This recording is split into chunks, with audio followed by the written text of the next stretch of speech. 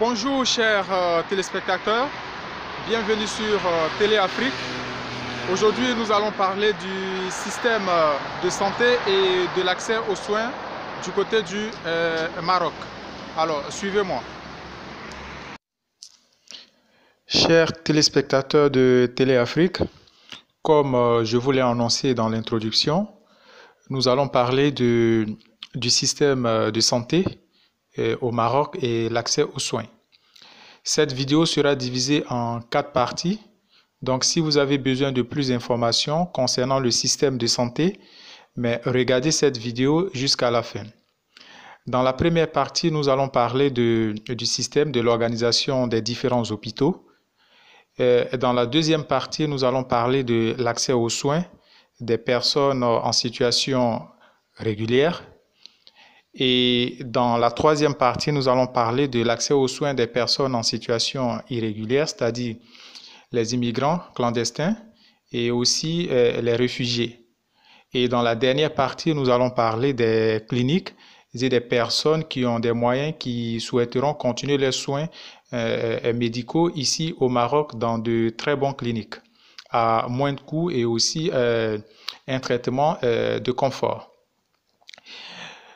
Ici, sachez que les hôpitaux sont organisés de cette façon. Le Maroc dispose de plusieurs centres de santé de base. Ce sont des centres de santé de base qui se situent dans toutes les localités, toutes les villes, tous les quartiers et toutes les communes. Généralement, même dans les résidences, les cités résidentielles, vous trouvez 2 à 3 centres de santé. Donc, on dispose au plus bas niveau les centres de santé. Vous avez les maisons d'accouchement et aussi au niveau des différentes villes, les grandes villes, vous avez, après les centres de santé, vous avez les centres de diagnostic. Ce sont les CDD, on les appelle des centres de diagnostic et de dépistage. En plus de cela, donc dans ces centres déjà, vous trouvez des médecins consultants. Et après, vous avez les hôpitaux. Donc au niveau des hôpitaux, il y a l'hôpital provincial, il y a aussi l'hôpital régional ou bien l'hôpital préfectorial. Ça dépend du secteur. Je prends directement l'exemple de la ville de Rabat et Salé et Témara. Ce sont les trois villes qui sont collées au niveau du royaume. Vous voyez que mes vidéos se tournent ces temps-ci au niveau de ces 2 ou 3 villes. C'est en raison de la pandémie. On ne peut pas se déplacer. Voilà pourquoi je me limite au niveau de ces 3 villes.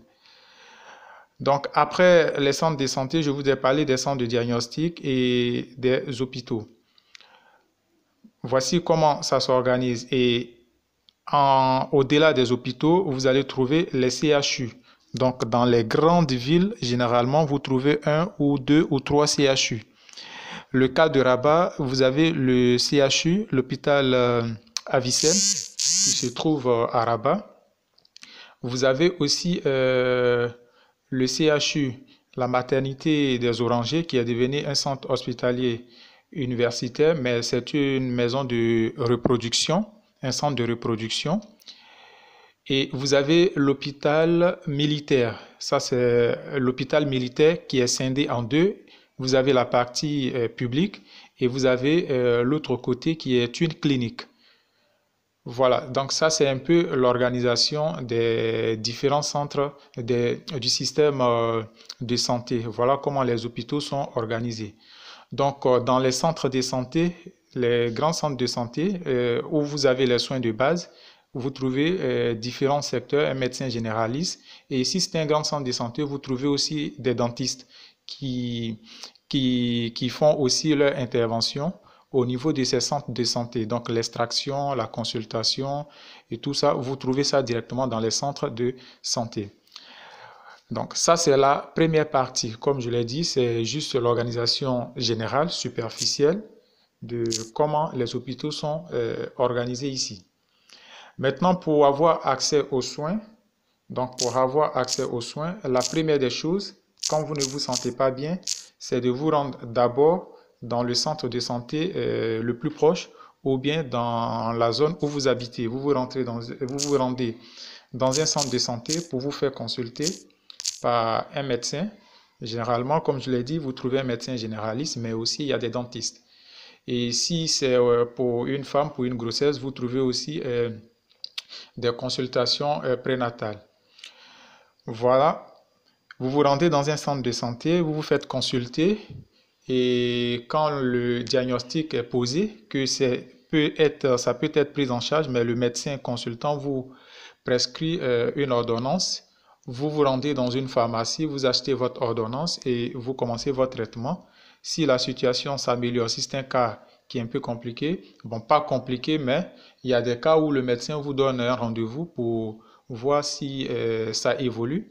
Sinon, si c'est juste un petit malaise, mais on vous prescrit une ordonnance qui vous achetez les médicaments et ça fait l'affaire. Donc, voici la première manière d'accéder à un hôpital. Dans le cas où la situation est compliquée au niveau du centre de santé, le médecin qui vous consulte va vous référer à un hôpital provincial ou bien préfectorial ou bien un hôpital régional. Donc vous allez vous rendre dans l'hôpital aux urgences, vous vous présentez aux urgences. Ça dépend. Si on vous a déjà référé, c'est-à-dire si le médecin vous a référé dans une spécialité, par exemple en médecine ou bien en chirurgie ou bien en pédiatrie, en ophtalmologie, dans une maternité. Donc, ça va dépendre. Vous allez vous rendre dans cette structure-là, déjà bien précis, avec l'ordonnance qu'on vous a... la première consultation pour voir le médecin qui est de garde au niveau de cette structure, au niveau de l'hôpital. Ça, c'est la deuxième façon d'accéder à un hôpital. Ou bien, si vous voyez que, parce que les centres de santé fonctionnent de façon, ce sont des services publics et ils fonctionnent du lundi au vendredi, donc à des heures d'ouverture comme toute autre structure publique. Je pense c'est de 8 heures ou bien 9 heures jusqu'à 17 heures ou 18 heures. Ça dépend de chaque centre de santé. Donc, il n'y a pas de permanence au niveau des centres de santé. Ce qui fait que lorsque vous avez un problème, soit la nuit ou bien au-delà des heures d'ouverture des centres de santé, mais vous pouvez vous rendre directement aux urgences d'un hôpital. Donc, au niveau des centres de santé, les consultations sont gratuites. Vous vous rendez dans le centre de santé, vous trouverez généralement des gardiens, les surveillants. Vous prenez un ticket et lorsque c'est votre tour, mais vous passez pour vous faire consulter. Par contre, dans les hôpitaux, la consultation coûte 60 dirhams. 60 dirhams pour les non-marocains et 60 dirhams pour les Marocains, mais qui n'ont pas ce qu'on appelle, je ne sais pas si c'est le RAMED ou bien la RAMED, c'est une couverture sociale qui leur permet de se prendre en charge de façon gratuite. Donc, si vous êtes étranger, vous allez payer 60 dirhams pour la consultation. Donc, quand vous partez à l'hôpital, vous faites accompagner. Au moment où vous êtes aux urgences, l'autre personne peut se rendre à l'administration pour procurer les soins de consultation. Ensuite, ça va vous donner accès à la consultation et aux premiers soins. Donc, si chaque hôpital, vous avez des pharmacies, donc le médecin traitant, si ça nécessite une intervention sur le champ ou bien des calmants, mais tout ceci est pris en charge directement par l'hôpital. Donc, vous avez les médicaments qu'il vous faut. Et s'il y a des médicaments qu'on vous a prescrits qui ne sont pas disponibles dans la pharmacie de l'hôpital, mais en ce moment-là, vous vous rendez dans une pharmacie pour acheter le médicament.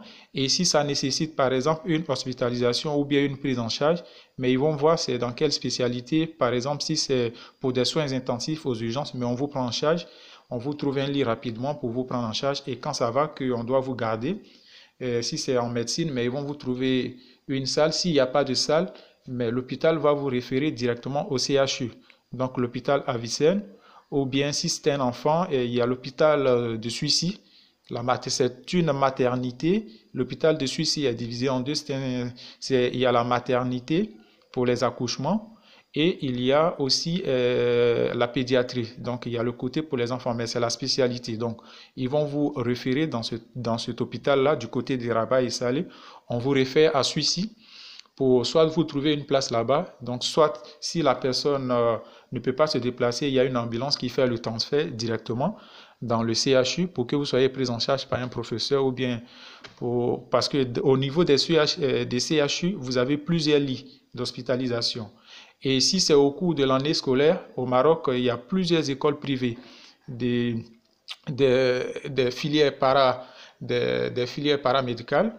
Donc, vous trouvez plusieurs écoles, par exemple les aides-soignants, les infirmiers polyvalents, les infirmiers auxiliaires. Donc, si c'est lors de l'année scolaire, il y a plusieurs stagiaires au niveau des CHU, au niveau des hôpitaux, ce qui permet une bonne prise en charge parce que la formation est vraiment pratique au niveau des écoles privées. Donc, vous trouvez plusieurs stagiaires dans les hôpitaux et ça facilite la prise en charge au niveau des malades. Donc, voici, je reviens un peu en arrière. Donc, la première des choses, première étape, centre de santé pour avoir accès, sinon directement aux urgences d'un hôpital. L'hôpital qui est plus rapproché par rapport à votre situation géographique. Donc, pour les frais, comme je l'ai dit, c'est 60 dirhams. Et ensuite, on vous prend en charge. Donc, même s'il y a des médicaments à acheter, mais on ne vous impose rien, on vous donne juste l'ordonnance pour trouver ces médicaments. Et s'il y a une intervention chirurgicale et qui est disponible directement dans l'hôpital, mais ils vont faire l'opération. Si c'est urgent, l'opération se fait sur le champ. Et même si vous devez être hospitalisé, on vous trouve le lit, on vous hospitalise, on vous prend en charge au niveau des médicaments, on fait tout ça. Et en plus des médicaments que vous allez envoyer qui ne sont pas disponibles, vous les envoyez, le médecin fait le traitement, il fait le suivi. Au bout de 2 ou 3 jours, si le médecin traitant voit que tout est bon, mais on signe votre sortie et comme ça, vous pouvez sortir pour rentrer chez vous.